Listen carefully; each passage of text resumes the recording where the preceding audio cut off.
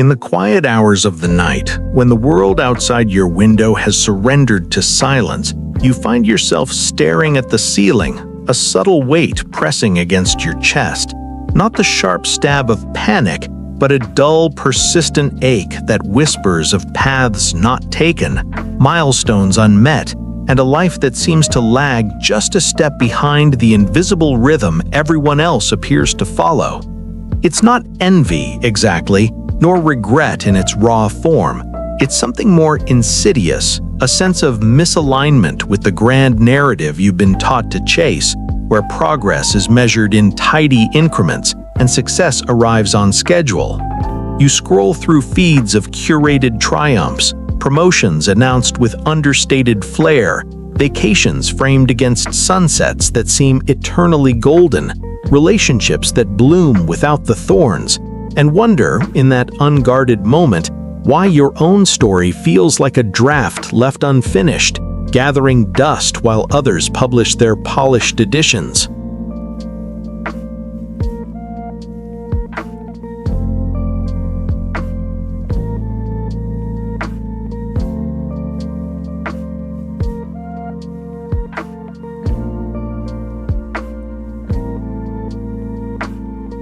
This feeling of being behind isn't born from a single failure or a momentary lapse.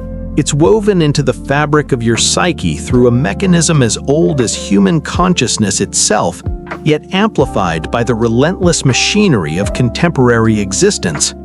At its core lies the cognitive illusion of relative deprivation, where your mind, ever the vigilant comparer, fixates not on your absolute gains, but on the perceived gaps between your reality and the highlight reels of those around you. Psychologists have long observed this, the brain's negativity bias, that evolutionary relic designed to alert us to threats, now repurposed to scan for shortfalls in status, achievement, and fulfillment. It's as if your inner narrator, shaped by survival instincts from a distant past, insists on framing life as a zero-sum game, where someone else's advancement inherently diminishes your own. But delve deeper, and you'll uncover the role of temporal discounting, the way we undervalue future possibilities in favor of immediate certainties, leading to a chronic underestimation of our own trajectories. You dismiss the slow accrual of wisdom from detours and delays, convinced that speed equates to superiority, when in truth, the psyche thrives on gestation, on the unseen fermentation of experiences that only later reveal their value. Consider this mechanism operating in the shadows of your daily routines, the morning commute where billboards promise transformation through acquisition, or the evening unwind punctuated by notifications that pull you into orbits of comparison. It's not mere coincidence that this sensation intensifies in solitude. Isolation strips away the distractions, allowing the mind's echo chamber to amplify doubts that, in company, might dissipate like mist. Emotionally, it's a cocktail of muted shame and quiet resignation, where the heart registers the discrepancy not as a call to action, but as evidence of inherent inadequacy. Yet this isn't pathology, it's the human condition refined by introspection, a sign that your emotional intelligence is attuned to the subtleties of existential drift.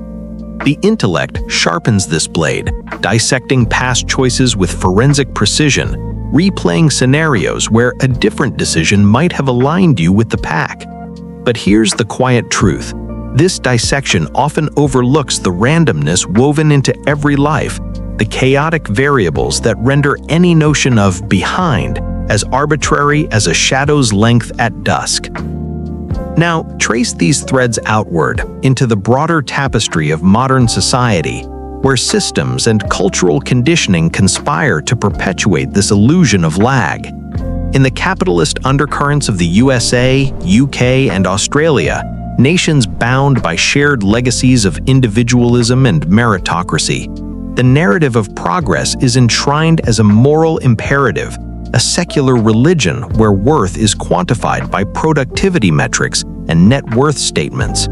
From childhood, education systems groom us for this race, standardized tests that rank and sort, curricula that emphasize competition over collaboration, instilling the belief that life's value lies in outpacing peers rather than understanding oneself.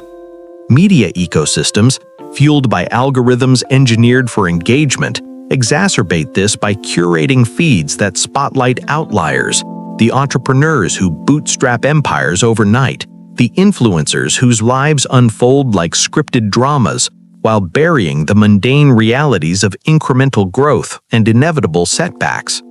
Social media, in particular, acts as a distorting mirror, reflecting back not the full spectrum of human experience, but a hyper-real version where delays are edited out, failures airbrushed away, and every post becomes a subtle benchmark against which you measure your pace. Cultural conditioning runs even deeper, embedding archetypes of the successful life that brook no deviation. The linear ascent from education to career pinnacle, punctuated by marriage, home ownership, and legacy building, all timed to societal clocks that tick louder with each passing decade. In these Western contexts, where Protestant work ethics mingle with neoliberal ideals, idleness or even deliberate pauses is pathologized as laziness, while burnout is romanticized as the price of ambition. Think of the subtle pressures in professional networks, where LinkedIn profiles serve as digital resumes of perpetual motion, or family gatherings where inquiries about promotions mask deeper judgments on your trajectory. This isn't overt coercion, it's atmospheric, a pervasive fog that seeps into your self-perception, convincing you that any deviation from the prescribed path signifies not just delay, but deficiency. And in an era of economic precarity, rising costs in housing markets from London to Sydney, wage stagnation amid corporate profits, the feeling intensifies as systemic barriers masquerade as personal shortcomings, leaving you to internalize inequalities as evidence of your own tardiness. Yet, as we peel back these layers, a subtle shift emerges, one that unsettles the very foundation of this perceived lag. What if behind is not a position in a race, but a projection of a race that doesn't exist? Imagine for a moment the lives of those you envy, not the vignettes they share, but the unfiltered expanse, the sleepless nights wrestling with imposter syndrome, the compromises that erode their authenticity, the quiet voids where achievement fails to fill the soul's deeper cravings. This perspective inverts the narrative, revealing that the sensation of falling short is universal, a shared hallucination sustained by the illusion of transparency in others' lives. Psychologically, it's akin to the Dunning-Kruger effect in reverse. We overestimate the completeness of others' journeys while undervaluing our own complexities. In this light, modern society's emphasis on visibility through apps that track steps, apps that log hours, apps that broadcast milestones, creates a panopticon of self-surveillance, where you're not just behind others, but perpetually chasing a version of yourself that's always one update away. The unsettling truth?